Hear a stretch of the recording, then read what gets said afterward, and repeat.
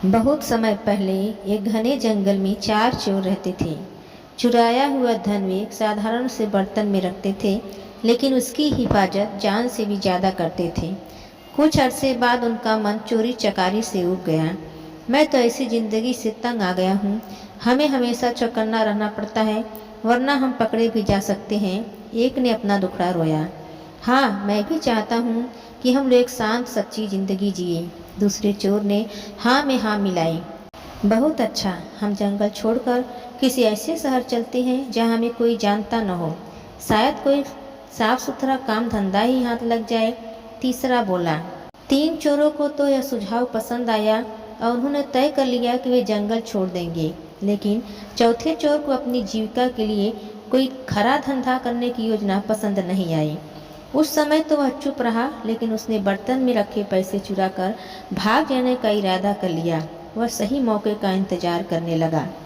चारों चोर शहर पहुंचे और वहां एक धर्मशाला में रुक गए। उनमें से दो शहर के बारे में कुछ जानकारी हासिल करने के लिए निकल पड़े। जल्द ही उन्होंने एक वृद्ध औरत का घर देखा, जो आरामदेह तो लगता ही था, उनके लिए ठीक भी था। दोनों ने धर्मशाला लौटकर अपने साथियों से वृद्धा के घर जाकर जिक्र किया। वे भी सहमत हो गए और चारों चोर उस घर के लिए निकल पड़े। हम चारों व्यापारी हैं, एक चोर बोला, और इस शहर में कुछ काम धंधा शुरू करना चाहते हैं। हमें आपका घर पसंद आया और इसके कुछ कमरे किराए पर लेना चाहते हैं। हम जब तक यहाँ रहेंगे आपको अच्छा किराया देते रहेंगे, दूसरा बोला। बुढ़िया बहुत खुश थी और उसने अपने मेहमानों की खूब खातिरदारी की। आप यहाँ जब तक चाहे रह सकते हैं, वह मुस्कुराई। वह प्रसन्न हुई, उसे अच्छे किराएदार मिल गए हैं। चारों चोर पता लगा चुके थे कि वह बहुत नेक और अच्छी औरत है, जिसे पराई दौलत का लालच नहीं है। इसलिए उन्होंने अपना पैसों से भरा बर्तन बुढ़िया को संभालने के लिए दे दिया। कृपया इस बर्तन को ध्यान से रखिएगा। एक ही शर्त है, इसे देना जब हम चारों साथ में से मांगने आए। ठीक है, बुढ़िया ने बर्तन लेते हुए कहा। वह अपने घर के पिछवाड़े गई और देखने लगी कि कोई देख तो नहीं रहा है। जब उसे तसल्ली हो गई तो उसने ज़मीन खोदकर उसमें बर्तन डाला और उसे वापस मिट्टी से ढक दिया। चारों चोर कुछ काम धंधे की तलाश में शहर चले गए। जल्द ही वे काफ़ी थक गए और बुढ़िया के घर से कुछ ही दूरी पर खड़े बट वृक्ष के नीचे बैठकर सुस्ताने लगे। तभी एक औरत लस्सी बेचती हुई वहां से निकली। चारों ने थोड़ी लस्सी खरीदने का निश्चय किया। लस्सी बहुत स्वादिष्ट थी। उन्होंने सोचा कि दोपहर के भोजन के साथ पीने के लिए थोड़ी लस्सी भी ले ली जाए। पर तीन चोर तो बहुत थक गए थे। लस्सी डालने के लिए बुढ़िया के घर से बर्तन लाने की हिम्मत किसी में भी नहीं थी। चौथा चोर, जो किसी ऐसी ही घड़ी की प्रतीक्षा में था, झट से जाने के लिए तैयार हो गया। वह बुढ़िया के घर पहुंचकर बोला, मुझे मेरे साथियों ने बर्तन लाने के लिए भेजा है, लेकिन मैं तो यह बर्तन तभी दूंगी जब तुम चारों इकट्ठा हो जाओगे। वह मना करती हुई बोली। उस चोर के दिमाग में एक विचार आया। मेरे साथी यहाँ से कुछ ही दूर केले के पेड़ तले बैठे हैं, आप खुद ही पूछ लें, उसने राय दी। बुढ़िया घर से बाहर निकली।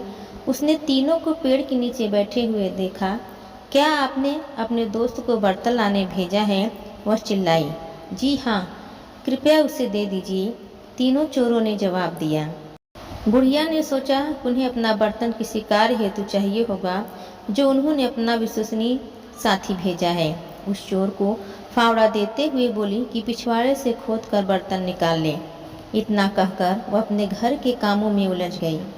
चोर ने बर्तन निकाला और चुपके से पिछले दरवाजे भाग खड़ा हुआ। इस बीच उसके दोस्त चिंतित हो रहे थे। काफ़ी वक्त बीत चुका था और उनके साथी का कुछ पता नहीं था। तीनों बुढ़िया के घर गए। हमने अपना साथी एक बर्तन लाने भेजा था, वह कहाँ है? उन्होंने पूछा। मैंने तो बहुत पहले उसे बर्तन खोदने के लिए कुदाली दी थी, उसने आपको बर्तन नहीं दिया। बुढ़िया हैरान थी। तीनों चोर समझ गए कि उनके साथी ने उन्हें धोखा दिया है। हमने आपको कहा था कि बर्तन तभी देना जब हम चारों आपके पास आएं। आपने हमारी बात नहीं मानी। हमें लगता है कि हमारे साथी ने आपके साथ मिलकर हमारा पैसा हथियाने का षड्यंत्र रचा है, वे बोले। बुढ़िया बहुत दुखी हुई। वे तीनों उसे शहर के न्यायाधीश के पास ले गए और उसकी शिकायत की। न्यायाधीश ने फैसला दिया कि बुढ़िया की लापरवाही की वजह से तीनों को नुकसान हुआ, इसलिए सारा हर्जाना बुढ़िया को ही भरना होगा। बुढ़िया रोती हुई घर लौट आई। इसी बीच राजा और उसका मंत्री वेश बदलकर अपनी प्रजा की परेशानियां जानने शहर के दौरे पर थे। इस बात का किसी को भी पता नहीं था। बुढ़िया को देखकर वो रुक गए और उसके रोने का कारण पूछने लगे। उसी समय आसपास ही कुछ लड़के खेल रहे थे और उनका अगुआ था रामन। बुढ़िया की दुख भरी कहानी उसने भी सुनी। भगवान करे उन तीनों को तुम्हारे साथ ऐसा सुलूक करने की सजा मिली, रामन बोला। यह सुनकर राजा उसका मंत्री बहुत हैरान हुआ। उन्होंने रामन से पूछा कि क्या वह इस समय मामले का फैसला कर सकता है। रामन ने आत्मविश्वास के साथ सिर हिलाया और कहा कि वह अपना फैसला राजा के दरबार में ही सुनाएगा। अगले दिन महल में दरबार लगा। रामन न्यायाधीश के आसन पर बैठा था। उसने चारों की कहानी सुनी। तुम्हारी शर्त यही थी न कि बुढ़िया वह बर्तन तुम्हें तभी दे जब तुम चारों उसे लेने आओ। रामन के प्रश्न पर तीनों ने हामी भर दी। बहुत अच्छा, वह शर्त पूरी करने के लिए तैयार है, पर यहाँ तो तुम सिर्फ 3 हो। जाओ अपना चौथा साथी लेकर आओ जिससे शर्त पूरी की जा सके, रामन ने आदेश दिया। शाबाश, क्या फैसला दिया। राजा ने रामन की भूरी भी प्रशंसा की। तुम छोटे हो पर हो समझदार।